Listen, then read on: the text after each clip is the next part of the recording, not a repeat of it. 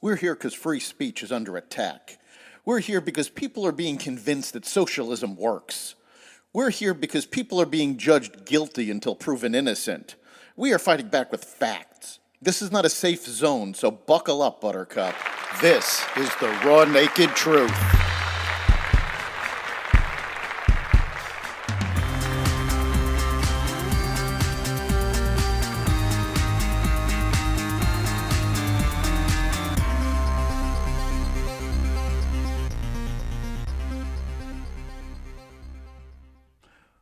Welcome to the Raw Naked Truth. I'm your host, Eric Lopkin.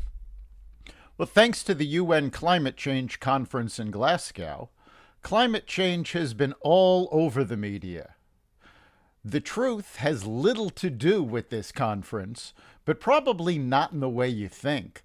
Yes, climate change is real.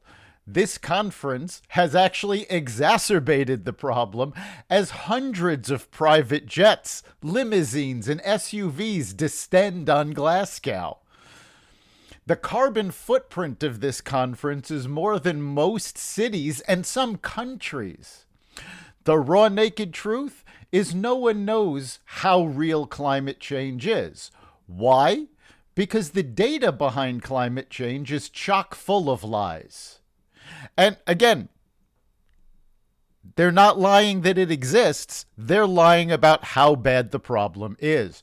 The Washington Post conducted an investigation that found that across the world, many countries underreport their greenhouse gas emissions.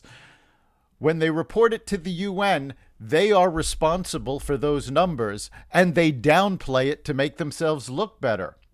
An examination of 196 country reports reveals a giant gap between what nations declare their emissions to be versus the greenhouse gases they are sending into the atmosphere. That gap ranges from at least 8.5 billion to as high as 13.3 billion tons every year of unreported emissions.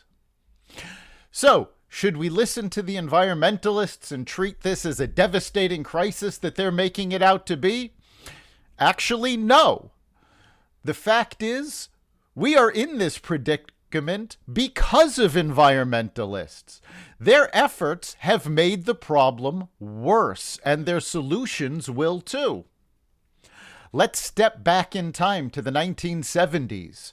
We used paper bags. Many children's toys were made of wood, and the environmental movement, then in its infancy, convinced politicians that that was going to deplete forests. We couldn't do that. So it all had to be replaced by plastic.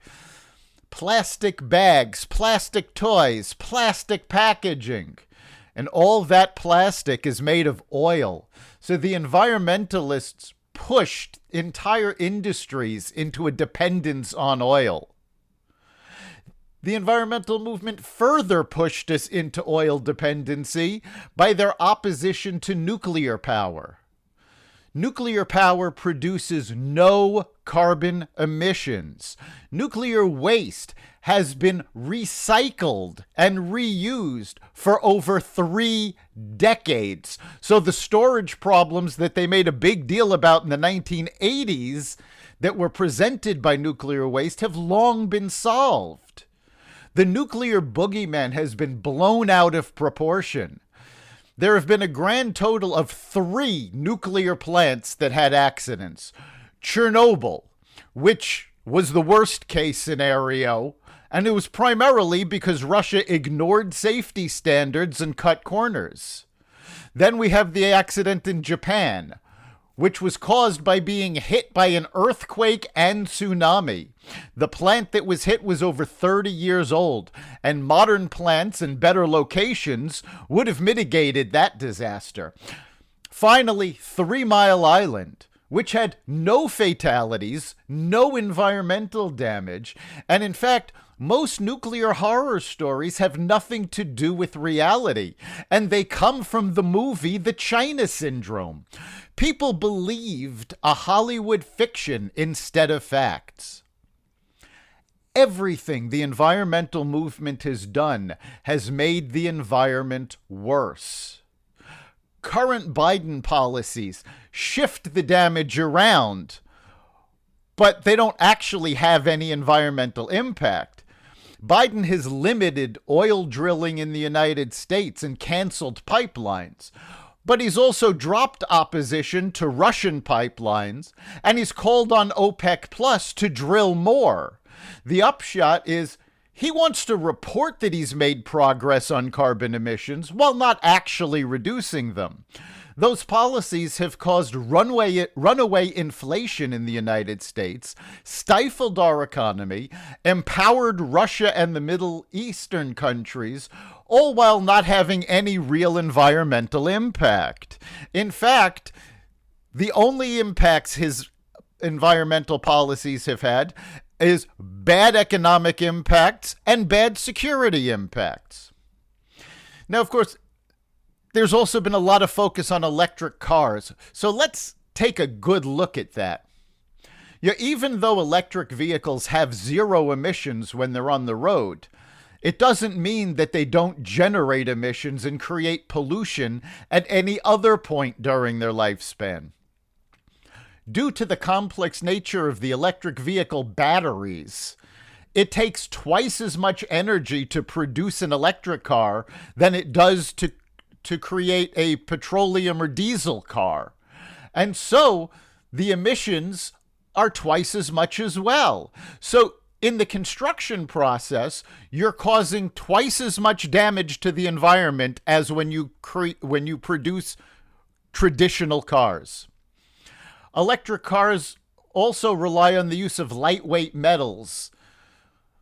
These materials, like aluminum, take energy to produce and process, which is where the use of power plants come in. Normally, these power plants are coal-fired, and ultimately, they're creating pollution and emissions. After you build electric cars, they rely on the electricity produced by the local network, which they'll either get from a coal or oil, powered power plant, or possibly natural gas. And of course, greenhouse gases will be produced from them, or from a grid using renewable energies generated from solar and wind. Now, solar panels have the same problem as the electric batteries, and we'll get into that because that problem comes from the mining. A study by MIT estimated that the global mining for two unique rare earth metals required for electric cars, neodymium and dysprosium, will need to increase by 700% for neodymium and 2,600% for dysprosium, just to keep up with demand for electric cars. Now, previously, the demand for rare earth metals was slow, making it easy for China, who produces 98% of the world's rare earth metals, to keep up. But now, the demand is quickly accelerating. To show the contrast of demand, a conventional car will use about 1 pound of rare earth metals. But an electric car will use 10 times the amount just to be able to produce a lightweight batteries and the cars themselves. Now, in countries where the rare earth metals are produced, there are often human rights violations, polluted rivers and soils, and an above-average chance that the people of those countries are breathing in toxic substances. The mining of these metals is dangerous and causes more pollution than a traditional gas-powered car creates emissions.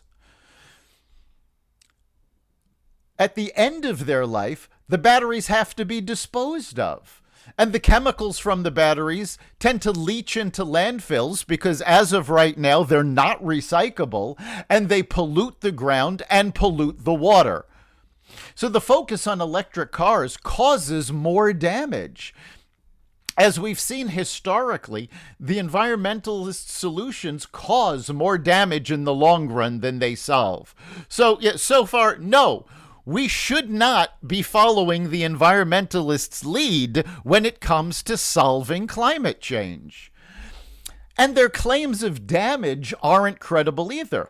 Let's take a look at some of the climate predictions that they've pushed over the years. Okay, the first of which was global cooling is the real problem. When the environmentalist movement began back in the 1970s, climate change was even then a core belief for them. But unlike now, they were more concerned about an ice age than a planet that was too hot. Environmentalist claims by now we'd be knee-deep in an ice age. And they said, if global warming isn't reversed by the year 2000, it will be too late to avert catastrophe. That was a 1999 prediction by Noel Brown and environmentalists at the UN. And in fact, those predictions kept getting worse and worse. That if global warming is not reversed by the year 2000, coastal flooding and crop failures would create an exodus of eco-refugees, threatening political chaos. Well, none of this dystopian vision has come to pass in the years since. They also predicted that most species on Earth would perish by 1995. Clearly, that hasn't happened. And additionally, the doomsday clock of climate change keeps ticking. At various predictions, had the problem as irreversible by 1990, 2000, and 2009. So what does all of this mean? It means that climate change is real, but the dire predictions likely aren't. We do need to solve the problem, but the solution won't come from environmentalists. In all likelihood, like most other problems, this will be solved by the private sector. That's the raw, naked truth. I'm Eric Lopkin, and you can find us every episode at xvadio.com/podcasts. You can find us on the Apple Podcasts app, Google Podcasts, Spotify, and wherever finer podcasts are played. So don't miss our next episode as well as the rest of the XVadio Podcast Network. We'll see you then.